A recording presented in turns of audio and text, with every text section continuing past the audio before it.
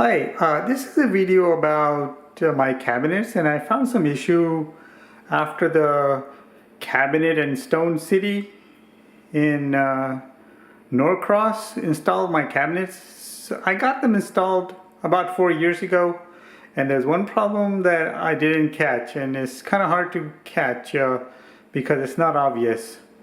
So I'm going to go underneath the cabinet and let you know what the So as you can see, there is for the corner cabinet, there is a gap. And what happens is that if you open this cabinet and put cereal boxes or some other item, and if you push them down in the back, then your stuff will fall through. And today, I called the Cabinet and Stone City company, and I talked to them and I sent them photos in the email. So after I talked to them, they said that this is how the cabinets work. This is how cabinets are. And the warranty expired 3 years ago, and I purchased the cabinets and they installed it 4 years ago. So either I can pay $200 for them to come here just to check. That doesn't mean they're going to fix the problem, and then whatever estimate that they give on how much it's going to cost to fix. So I'm disappointed in their the way that they treat their customers, and this was hidden to me until I found out recently. So hope you don't have similar problem. But if you do, I have some solutions that won't break the bank. So I will show you the solutions I'm going to provide so you don't have things falling out of your cabinets. So what you want to do is to take the inside measurement. So the length is 8 1/8 in my case. And width for me doesn't matter that much because the solution I'm going to do. But in your case, it might. So what I've done is I have a piece of board plywood. It looks like and the color of it is same as my cabinet, so you want to pick a similar color if you can't find the exact color. So what I'm going to do is I'm going to cut that 8 1/8 piece, and I'm going to slide it in and put in maybe like a rubber glue or something. So that should hold it. So the width will be longer than the actual gap because the overlap is where the glue will be, and it should hold, any item on top of it so it won't fall through. So that's the whole point. Since this is hidden, the looks of it doesn't really matter that much, but you want to make sure that the plywood is strong enough to support maybe cereal box or maybe dishes or something like that. But other than that, I don't think you need to go super heavy on the piece of wood that you'll be using. You could use some brad nails. That's also a possibility, but if you don't have it, then that's, it's probably not worth buying it. So I think the glue will work best since the gap is around 3 inches and the length is about 8 1/8.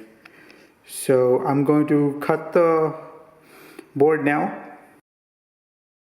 So before you cut it, make sure you put some cardboard or something underneath it, the way I'm cutting it. But if you don't mind cutting through whatever the base is, then you don't need to worry about that. There's many ways to cut this board. I used a utility knife, but you could use a handsaw, or you could use a table saw, or you could use circular saw. There are many options, but since this is a small piece of wood, just utility knife would be, most efficient way to cut it. So what you want to do is when you're cutting it with utility knife, you score it on one side, and then you flip it over and then score it on the other side, and that way the wood will not splinter, and you'll have a smoother cut. Another option would be to put a tape on it and then cut it. That way it will reduce splinters as well. Okay, so now we're going to test to see if this is the cut is the right size for the space we're trying to. So right now I'm doing dry fitting. So it looks like it's a little too tight. So what you can do is just shave off the edge on one side with a knife, and that should help to fit in. So you want it snug, but you don't want it too tight, because it's you have to put glue underneath it, so you might have a hard time removing it. But that's how it looks right now.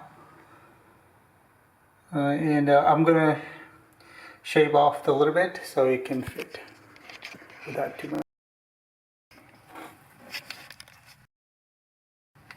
So after shaving a little bit off, sorry about that flashlight falling. It looks like it covers it, but there's not too much overlap, so I'm gonna have to use brad nailers.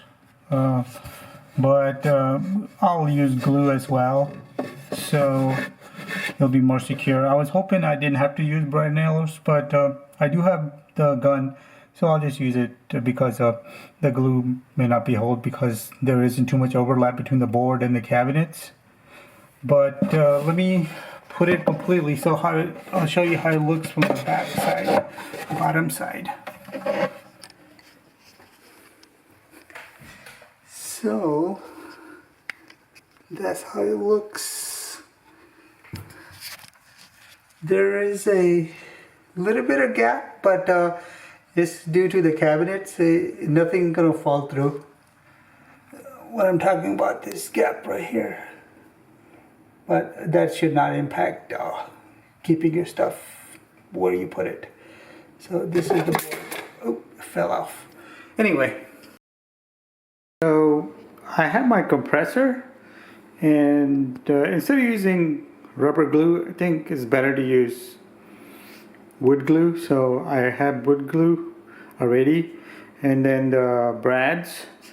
So in my case, I'm going to use 1/2-inch brad nailers, 23 gauge. 23 gauge, because if you use longer than that, then the brad is going to come out the other end, and which is not good. And most important thing is put your eyeglasses on, safety glasses on, because that's very important to protect your eyes, because this is a high pressure gun, and you need to make sure that you're protected. So we'll go ahead and put the glue on first, and then we're gonna nail it. So I put the glue on where the overlapping edge is, and that will give you a double bond with that brad nailer and also the glue.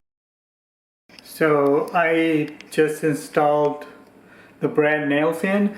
Also, wearing a ear protection is also important. So let's see. The brad nails are like finishing nails, so you may not be able to see them, but let's see if we can see them. No.